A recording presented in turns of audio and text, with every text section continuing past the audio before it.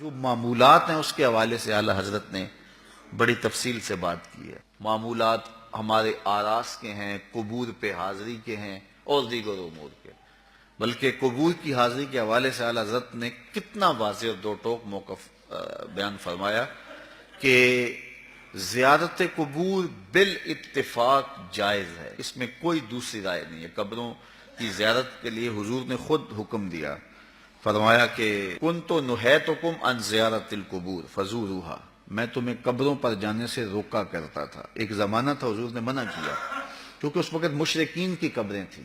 پھر اس کے بعد جب جنت البقیع بنی اور اس طرح مختلف جگہوں پہ مسلمانوں کی قبریں بنی تو پھر حکم دے دیا، کیوں؟ لِأَنَّهَا تُذَكِّرُ الْآخِرَةَ، اس لیے قبریں آخرت کی یاد دلاتی ہیں۔ تو قبروں کی زیارت بالاتفاق جائز ہے، لیکن اس کے اندر یہ فرق کر دیا کہ یہ مردوں کے لیے جائز ہے، عورتوں کے لیے حضور علیہ السلام کی قبر انور کی حاضری حضور کی شفاعت کا سبب و ذریعہ ہے۔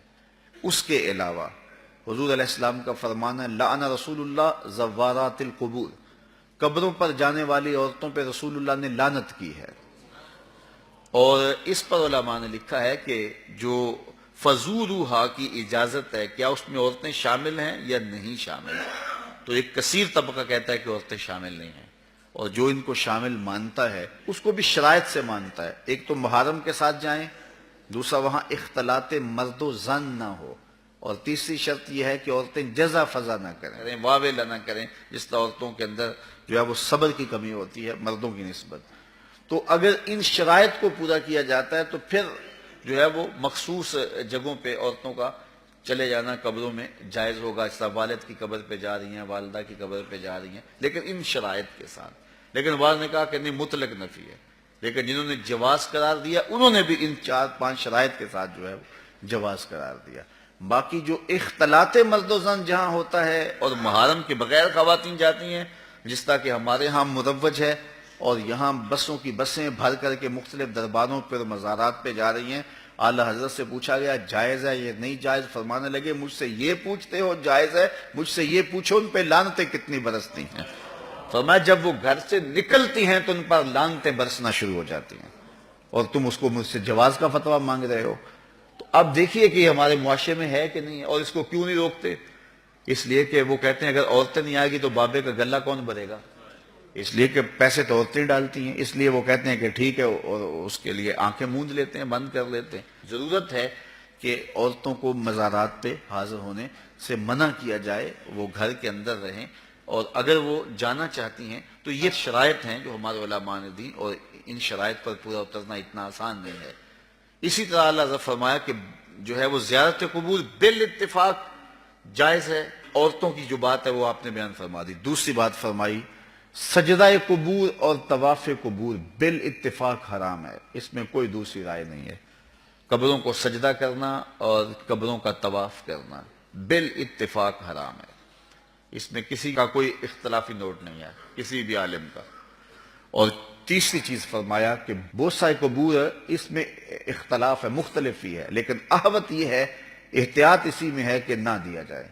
یعنی قبروں کے بوسے کے بارے میں کچھ علماء قائل ہیں، کچھ علماء نہیں قائل، لیکن اعلیٰ حضرت فرماتے ہیں کہ دور موجود میں یہ ہے کہ احتیاط اسی میں ہے کہ بوسے قبور نہ دیا جائے، لیکن فرمایا کہ اس کے باوجود بھی کچھ لوگوں کی خاص کیفیت ہوتی ہے، تو وہ مناسب حال ہوتا ہے تو فتویٰ اس حال کے مطابق ہوگا۔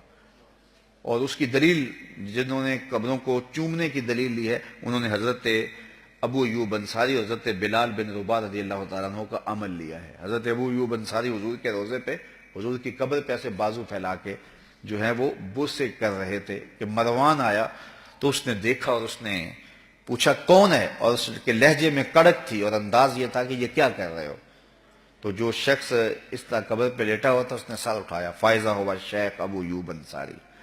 تو سر اٹھانے والے حضرت ابو ایوب انصاری صحابی رسول تھے، تو مروان کی آنکھوں میں آنکھیں ڈال کے کہنے لگے میں کسی پتھر کو نہیں پوج رہا، اپنے آقا کی قبر کو چوم رہا۔ تو یہ دلیل انہوں نے لی ہے، لیکن یہ دلیل اس صورت میں بن رہی ہے کہ یہ ان کی خاص کیفیت تھی۔ تو اگر باپ کی قبر پہ، ماں کی قبر پہ بندہ جاتا ہے اور اس طرح بے خودی کی کیفیت ہو جاتی ہے تو وہاں اگر چوم لے تو حرج نہیں ہوگا، لیکن عمومی طور پہ اعلیٰ حضرت نے جو موقف دیا ہے کہ وہ مزارات پہ جائیں تو احوط یہ ہے کہ بوسہ نہ دیا جائے، چونکہ بوسہ دینے کے لیے آپ کو نیچے جھکنا پڑے گا، اور آپ بوسہ دے رہے ہوں گے تو کسی کو یہ گمان ہو سکتا ہے کہ یہ سجدہ کر رہا ہے، لہٰذا کسی کو بدگمانی سے بھی بچانا لازم اور ضروری ہے۔ اس لیے فرمایا احتیاط اسی میں ہے کہ قبروں کو بوسہ نہ دیا جائے اور احتیاط کی جائے۔